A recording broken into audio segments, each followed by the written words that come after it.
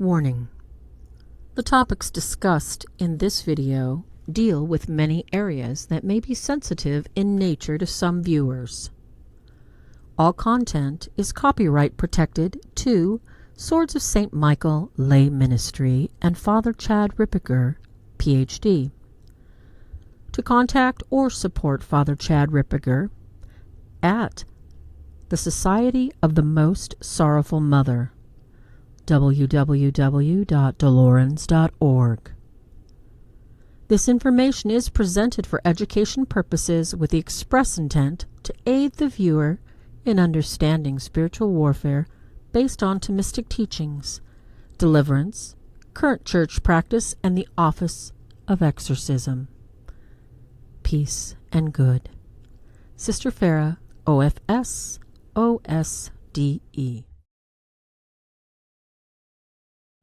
So this is a very important point. One time this one woman, the demon, he was possessing the woman's lower back. And I said, we possessing the part of the lower back. By the way, when I talk about my conversation with demons, I'll put it colloquially like I would with a human being, but that's not at all how it works. During the session, it's very brutal, and I'm hammering the guy, and I'm commanding him. In the name of Jesus Christ, I command you, tell me X. If he doesn't do it, I just keep hammering until he tells me X. Then I can move on to the next thing. So I'm going to put together colloquially what he says after what was really a severe beating on his part. Okay. So he says, I said, why are you possessing the lower part of the woman's back? And he said, I don't know. I said, what do you mean you don't know?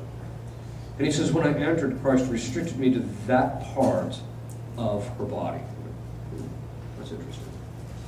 Then, at another time, I had another demon who kind of, one time during the, he was the noonday devil, mentioned in Psalm 90, which, by the way, there is a guy. Found out later, after researching the fathers about him, that he's actually the demon of the midlife crisis. That's what the fathers call it, midlife crisis. I'm like, wow, that's interesting. Okay. So when you see these guys driving around Ferraris with 20-year-old girls, you know there's the noonday devil somewhere. Okay. So he says to, one time at a point, he just stops at me and he says, if you weren't being protected, I'd snap your neck. So I thought to myself, I wasn't afraid. I went, actually, he's right. He is protecting me. Christ is protecting me for quite a bit, right? So the point is that the degree of protection Christ has us protected, he only allows the demons to do certain things at certain times in order for our spiritual benefit. And that's a really key thing to understand. People say, well, why did God allow this woman to become possessed? She didn't do anything to become possessed. That may be the case, but he allowed it so that the person would grow in holiness. Some of the people I've seen that are possessed are some of the holiest people I have personally ever met by the time it's all said and done with. Because they don't have the liberty like the rest of us of just sitting on our laurels and resting and being slothful in our spiritual life. They don't have that luxury.